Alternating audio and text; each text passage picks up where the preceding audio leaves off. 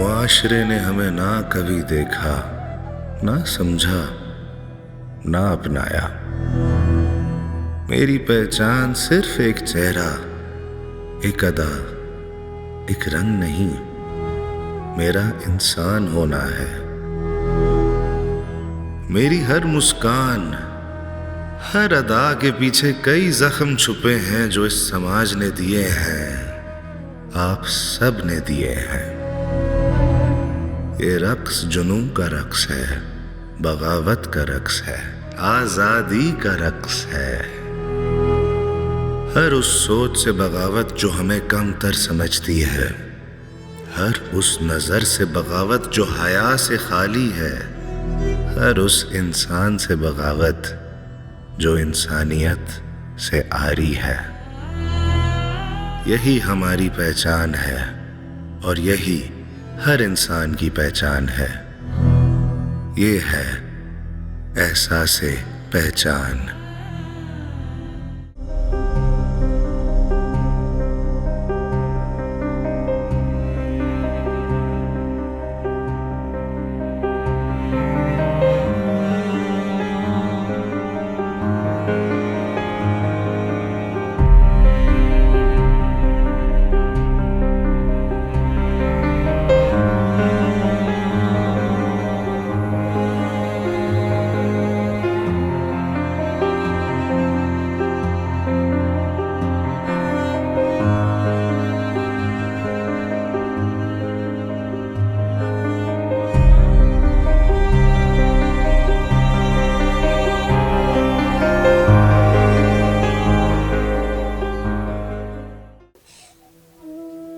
अस्सलाम वालेकुम, मेरा नाम चांदनी है और मैं एक आर्टिस्ट हूँ। थोड़ा अरसा बाद पता चलता है अपने जेंडर का, जब आपका रुझान दूसरी तरफ हो जाता है ना। आपको लड़कियों की चीज़ें अच्छी लगती हैं, आपको लड़कों वाली चीज़ें नहीं अच्छी लगती।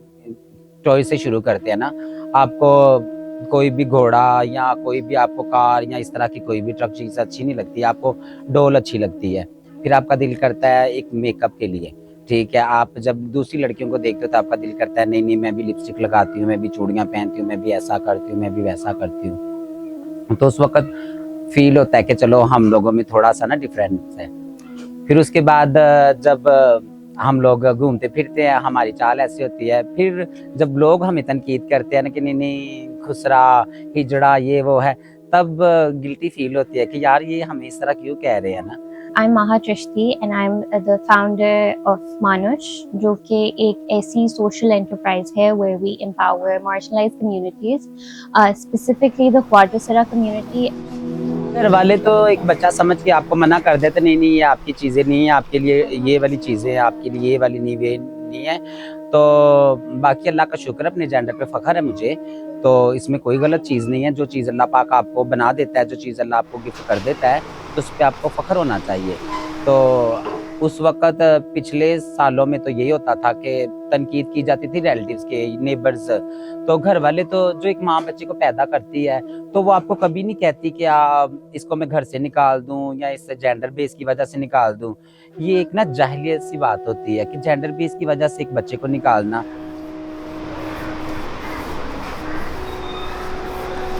चांदनी के साथ वी गो वे बैक। चांदनी जो है हमारी एक पायनियर मेंबर हैं बिकॉज उन्हीं के साथ जो हमारा मानुष का प्रोजेक्ट है वो शुरू हुआ।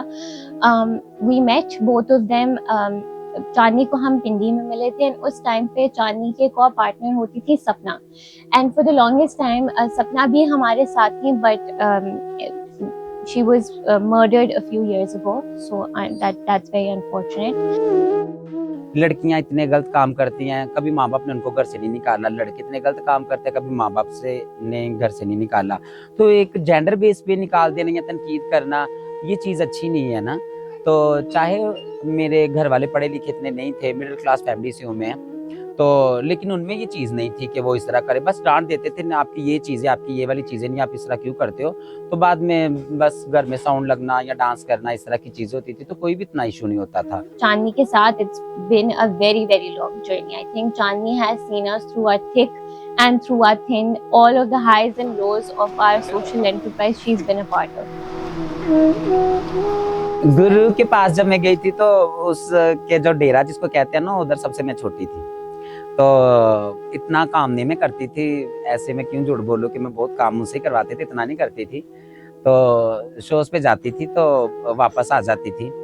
जो बड़ी थी मुझसे, सीनियर थी, को कपड़े धोती थी, को खाना बनाती थी, तो आहिस्ता आहिस्ता ये जो भी मैंने घर के काम सीखे हैं, मैंने ज्यादातर गुरु से सीखे हैं।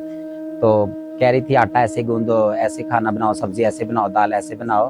तो 5-6 साल तो मेरा ख्याल है मैं किचन में रही हूँ उनके।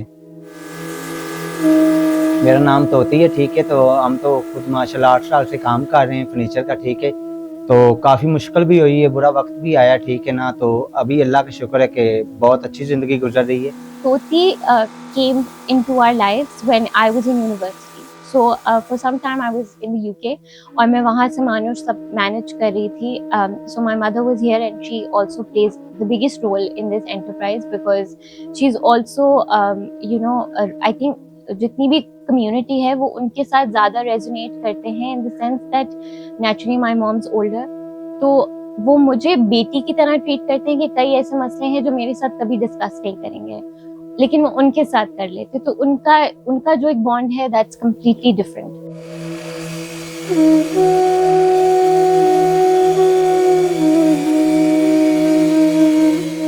लोगों ने जो लड़के होते थे उन्होंने लड़कियों के साथ लड़कों के साथ खेलना, मैंने लड़कियों के साथ गुड्डियां बुलानी, इस तरह छोटे छोटे खिलौने लड़कियों के साथ खेलना। माँ बाप ने बोलना है कुत्ते कंजर तो लड़कों के साथ खेला कर, तो लड़कियों के साथ क्यों? तो मैंने कहना कि अम्मी अब्बू मेरा काम इनके साथ, उनके साथ तो मेरा कोई मकसद ही नहीं बनता ना। सो तोती मेट माई मॉम, और तोती अक्सर यहाँ पे हमारे घर आती थी और उनका जब आना जाना था तो तोती was looking for work and that's how we met her. And then वो दिन है और आज का दिन है, एंड तोती has been a vital part of the enterprise itself. काम सीखने में मैंने 2-2.5 महीने लगे, मैंने सीख लिया। चांदनी मेरे साथ ही होती थी वो। फिर मुझे चांदनी ने कहा तो तुमने सारा काम सीख लिया। मैंने कहा मुझे सब पैकिंग का भी पता चल गया, पेंट लगाना भी, पीस काटना भी सब मुझे पता चल गया। जब मैं काम नहीं कर रही तब लोग बहुत मुझे बुरा समझते थे। अब मैं किसी जगह पे स्टॉल लगा हो ना, वहाँ पे जाऊँ ना तो लोग मुझे देख के बहुत खुश होते हैं, ठीक है। काफ़ी लोग ऐसे भी हैं अभी भी स्टॉल लगाया और वो आए ना तो देख के उनको बोलूँ भाई सलाम अलैकुम, ये चीज़ें देख लो, आगे से वालेकुम सलाम का जवाब भी देते। बाद में फिर देखेंगे ये चीज़ अच्छी, इसका रेट बता दो, यहाँ पे कौन है। मैं कहता हूँ बाजी मैं, तुम इधर क्या? तो बाजी मैंने खुद बनाई, मैं खुद सेल करने आऊँ। She's also somewhat become the face of Manush. अब जब हम एग्जीबिशंस करते हैं तो लोग किसी और चीज़ को नहीं देखते, वो तोती को अप्रोच करते हैं कि हमने आपकी वीडियो देखी थी online and that's how we know you and we would love to support the cause and buy something. Social media अब ज़्यादा इन हुआ है 10-12 साल से। इससे पहले सोशल मीडिया इतना नहीं था। तब हम सब लोग, ये अब लोग झूठ बोलते हैं तो ये भी नहीं बोलना चाहिए कि हम सब लोग भीख मांगने भी जाते थे और उसके बाद डांस करने भी जाते थे। तो कुछ लोग हमारे ऐसे भी हैं जो, एक और तीसरा ऑप्शन है वो सेक्स वर्कर जिसको हम लोग कहते हैं। तो हर कोई नहीं इतनी जल्दी इस फील्ड में आ जाता।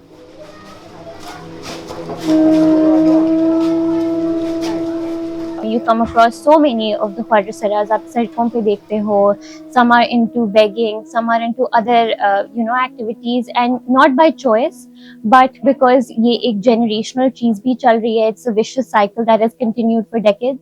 पहले असल में मेरी रिहाइश थी ज़िया मस्जिद भी मैंने रखी, खन्ना पुल भी पे मैंने रेंट पे कमरा लिया हुआ था। मैं रात को उधर गुजारनी होती थी। लोग रात को शराबें पी के, चरसी पंगी जितने भी होते थे सारे लोग आके दरवाजा तोड़ते थे, बदतमीजी भी करते थे। नीचे मुलाजम भी खड़े होते थे लेकिन कोई भी पास आके नहीं था पूछता भी आपको कौन तंग कर रहा है या क्या हो रहा है जी। अगर किसी लड़के नाल होई होंदी ते थाने वाले सुनदे, अगर किसी लड़की नाल होई होंदी ते थाने वाले सुनदे, अगर साडे नाल होंदी ते थाने वाले क्यों नहीं सुनदे?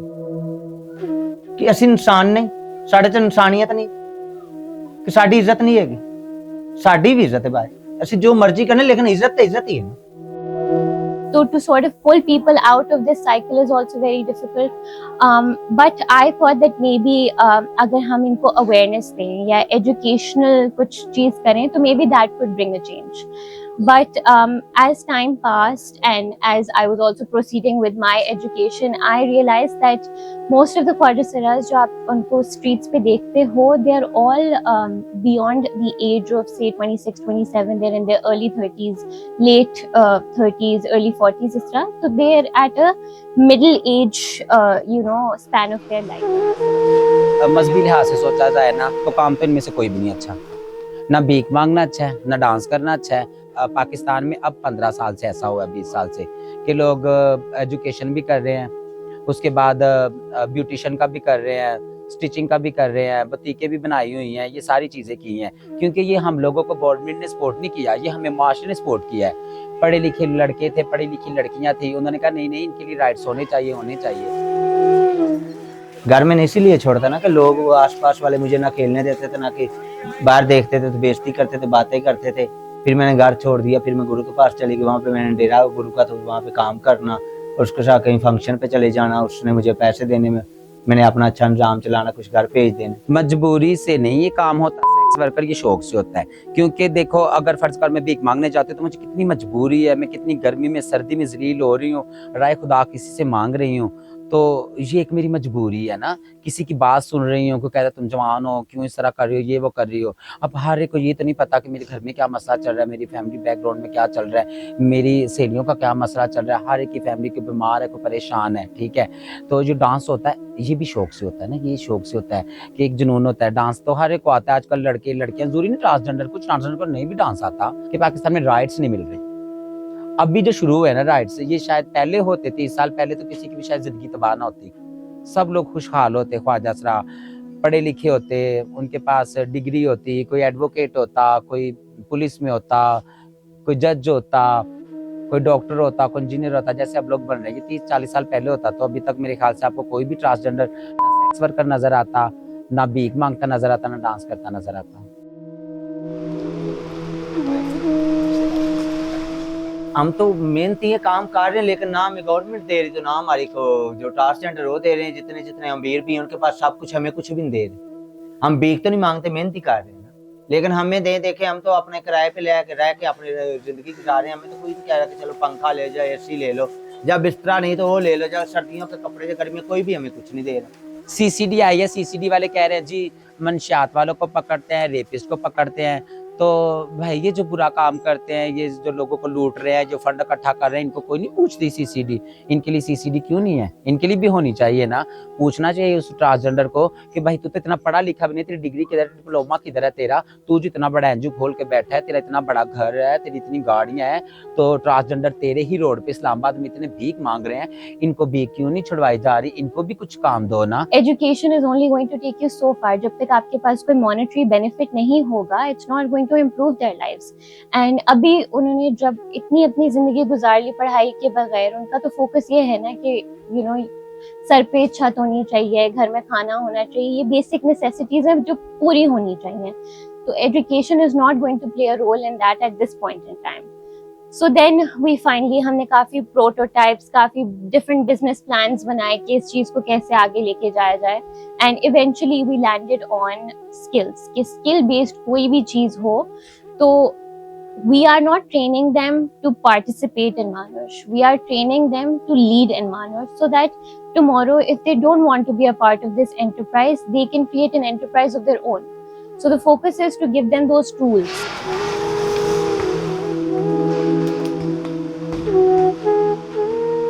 नहीं, जो दूसरे टाइम है वो तो इंसान उसी वक्त ही भूल जाता है. जो अम्मी वाला टाइम है ना, तो ये मुझे इसीलिए मैं इनके साथ रहती हूँ कि जिंदगी मौत का कोई पता नहीं है. तो मुझे ये दिल में कोई हसरत न रह जाए कि मैं अपनी माँ की मैंने खिदमत नहीं की, अपनी माँ के साथ मैंने टाइम नहीं गुजारा. जब आपकी अम्मी दुनिया से या अब्बू आपका चला जाता है ना दुनिया से, तब आपका एहसास होता है, तब आपको दुनिया ना बड़ी छोटी सी लगती है, बड़ी एक बोर सी लगती है. भाजी इतने पैसे नहीं थे जो फंक्शन के होते थे, घर के खर्चे हो जाते थे, अपने किराए लेते, मकान का किराया दे देना, अपना कपड़े ले लेने, अपने सेटिंग कर लेनी, बस इसलिए सारे पैसे खत्म हो जाते थे. पैसे नहीं थे इसलिए भीख मांगने की नौबत आई, वरना भीख मांगने की जरूरत नहीं थी. मैं तो अभी खाली लोगों को नहीं, ट्रांसजेंडर को भी देती हूँ, हर एक को ना प्यार की नजर से देखो. अगर कोई बुरा कर रहा है ना तो वो अल्लाह का और उसका मसला है, ठीक है.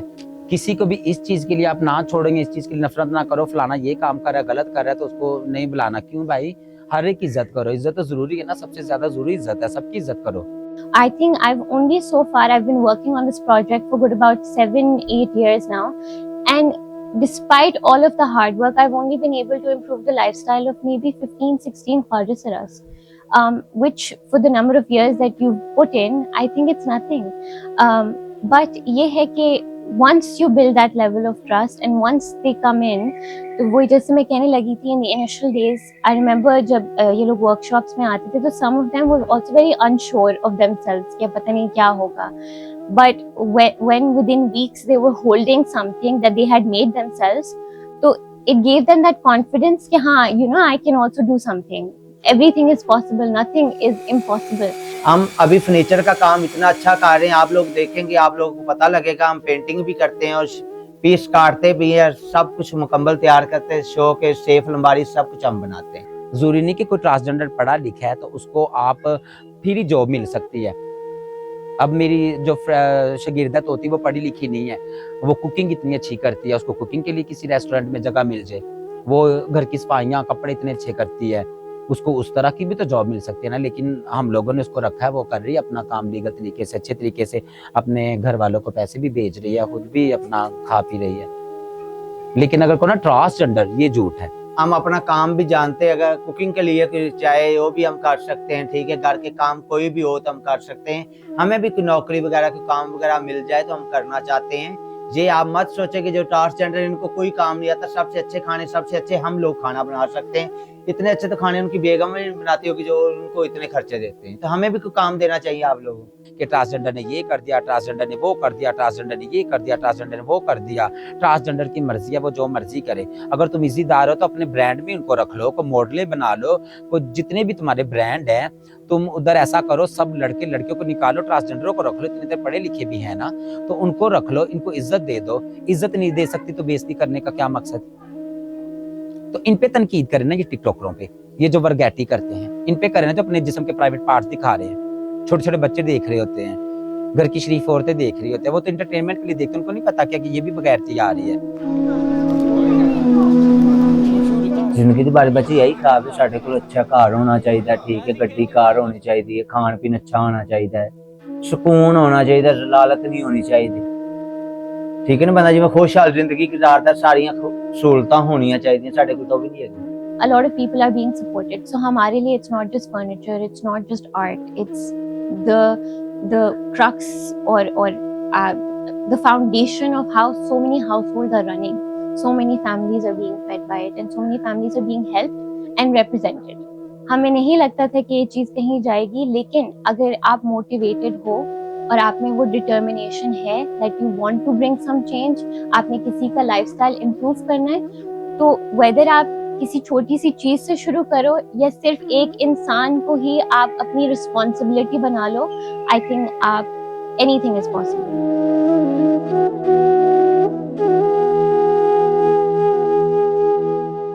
आपने इन लोगों को सुना, आम जुबान में हम लोग इनको हिजड़ा, खुसरा, ट्रांसजेंडर और ख्वाजा सरा कहते हैं, लेकिन हकीकत में इनके अपने नाम, अपनी पहचान और अपनी शख्सियत।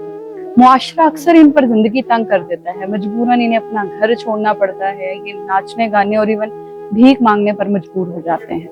लेकिन हकीकत ये है कि ये आम लोगों की तरह अपने और अपने घर वालों के लिए बाइज्जत रोजी कमाना चाहते हैं। इसीलिए महानूश ने इन्हें सहारा दिया, हुनर सिखाकर, बाइज्जत कमाई का रास्ता दिखाकर, क्योंकि ये समझती हैं कि ये भी हमारी तरह आम शहरी हैं जो बाइज्जत जिंदगी गुजारना चाहते हैं। आइए मिलकर इनका सहारा बने ताकि ये हमारी तरह आम शहरी की तरह बाइज्जत और बावकार जिंदगी गुजार सके।